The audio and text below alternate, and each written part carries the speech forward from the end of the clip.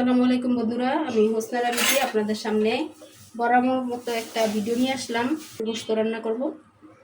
দিয়ে দিচ্ছি পেঁয়াজ, অনেকগুলো কাটা পেঁয়াজ দিয়ে দিলাম।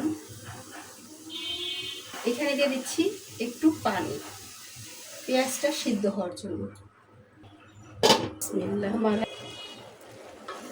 দেখেন এরকম যখন একটু ভাপ উঠে যাবে আর পেঁয়াজের কাঁচা একটা স্মেল আছে, সেই কাঁচা স্মেলটা চলে যাবে। আমি এখন নামিয়ে নিচ্ছি পেঁয়াজ স্মেল। এখন আরেকটা কড়াইতে আমি তেল দেওয়া আছে, এটার মধ্যে আমি মোগলাই ভেজেছিলাম। ওই তেলটার মধ্যে আমি গ্রেট করা মুরগি ভেজে নিব। এখানে আমি আদা আর রসুন দিয়ে গোশতটা ম্যারিনেট করে রেখেছিলাম। আলহামদুলিল্লাহ একটু লাল লাল করে ভেজে নিলাম।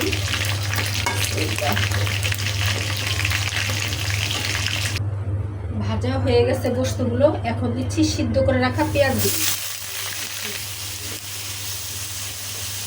এখন পেঁয়াজগুলো একটু ভেজে নেব, যদিও সিদ্ধ করে রাখা হয়েছে, তারপরে ভেজে নিচ্ছি।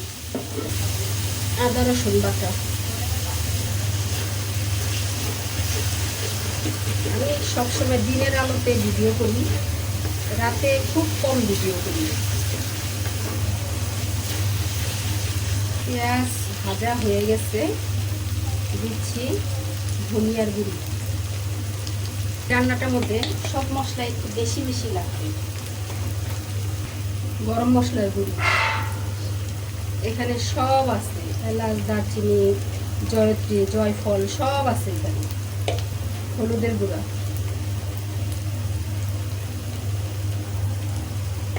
মরিচের গুঁড়া,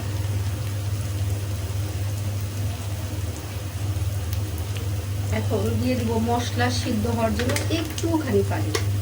এই চামচটা দিয়ে দিলাম।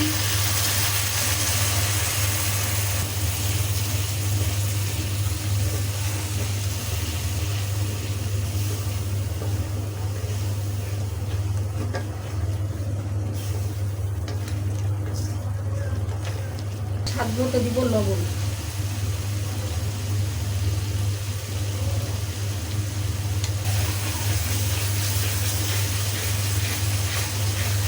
আজকে আপনারা খেয়াল করছেন যে আমি মশলাটাকে কিন্তু খুব ভালোভাবে সিদ্ধ করে নিচ্ছি। দিয়ে দিব গোশত। বিসমিল্লাহ।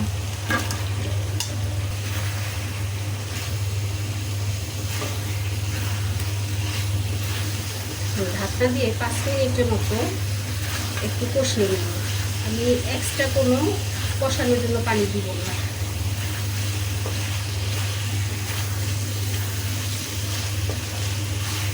বিসমিল্লাহ। দিয়ে দিচ্ছি একটুখানি সয়া সস।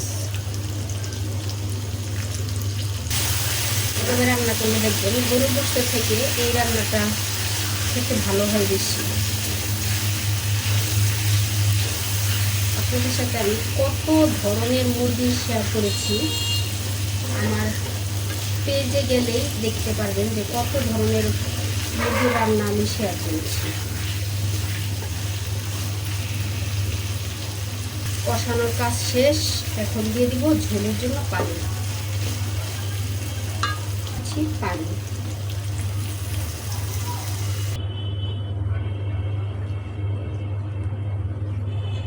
আসছে 10 মিনিট পরে।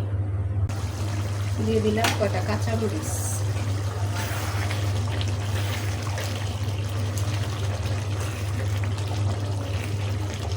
ভাজা জিরার গুঁড়া,